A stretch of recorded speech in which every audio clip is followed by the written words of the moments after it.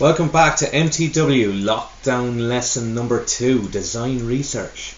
So I always find that, design and research, to the novice, to the student coming into MTW and taking on a junior cert project can be quite difficult, okay? Because you're learning a whole range of new skills. For example, you're taking information and you're trying to break it down into keywords, and then you're trying to research those keywords and understand what needs to be done, what information is relevant, what's not relevant, and so forth.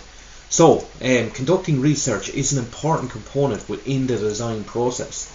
There are two general types of research. Primary research is the first one. This involves research in real life examples around you, in your locality, and with people, all relevant to the design brief. The second type is generally classified as secondary research. This involves researching material from secondary sources.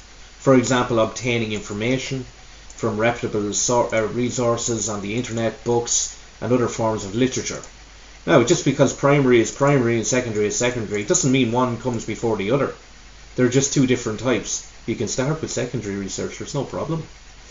The research you conduct is primed by your design brief analysis, which you would have done when you would have analysed, say for example, a junior cert brief that was given, and that highlights key components to be researched and investigated.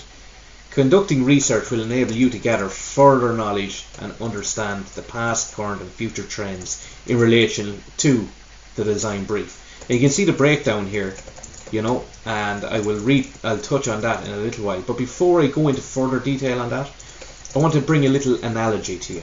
Okay, it's called the pick and mix analogy, and this was taught to me by an excellent teacher that I had when I was younger. And imagine you're at a pick and mix stand, and there's all different types of sweets there. Okay, now if you've never been to a pick and mix stand before, you don't really know which sweets you like or ones that are most relevant to you. Okay. So you have an idea about sweets from past experience, but you're not sure what's right for you. So you take a bag and a scoop and sample a selection of all the sweets on offer. Okay? So you take a few of the blue, the green, whatever it is. After tasting, you realise that there are some sweets you like and some that you don't like. The next day you go back to the pick and mix stand, you know there are sweets you sort of like and some you don't. So that now has refined what you're going to select, and you can see there in the image some of them have been removed because you've now kind of looked at those and you've went, no, they're not relevant to me, I don't like them, I don't need to know any more about them. Okay, so I'll focus on the ones that I do like. So now you'll realise that you're left with a smaller selection of sweets and flavours, so you fill your bags with the ones you sort of like. And maybe you've acquired some extra knowledge away from the sweet stand to better inform your choice.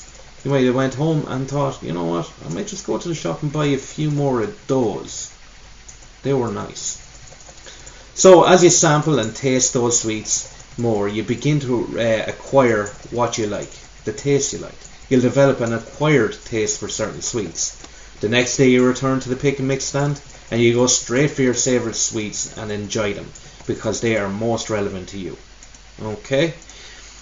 And that then means that you have an informed decision making process. And that's what it is when it comes to research. You have to start broad and sample the variety, and then you get what's most relevant. This is how you define what sweets you like best. This is how you define your sweet problem. This is basically how you research. You sample the broad range on offer.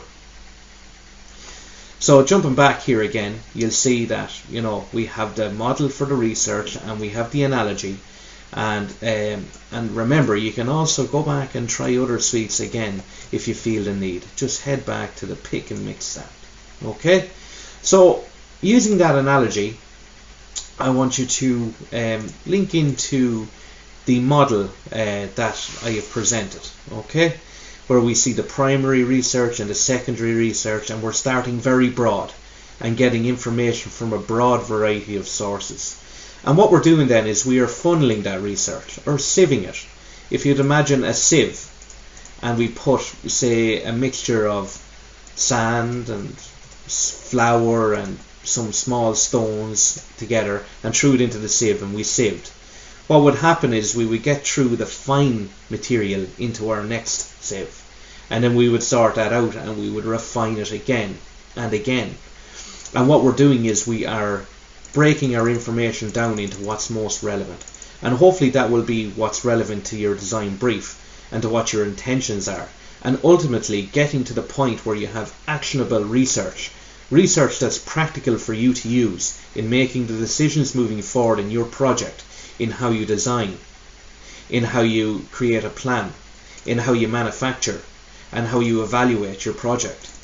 All of these things are stemmed from the research that you conduct, and it's vitally important that you take a personal interest in your research, that you empathize with the issues and situation at hand, that you actually take the time to really put your head into what needs to be done or the problem that needs to be solved, and that you have that research information, that fine stuff at the end, that you've started broad and you've got very specific and focused research that's actionable at the end. Okay, I hope you've enjoyed this lesson. I'll be covering more on the different parts of design research and research process in later videos. Have a good day.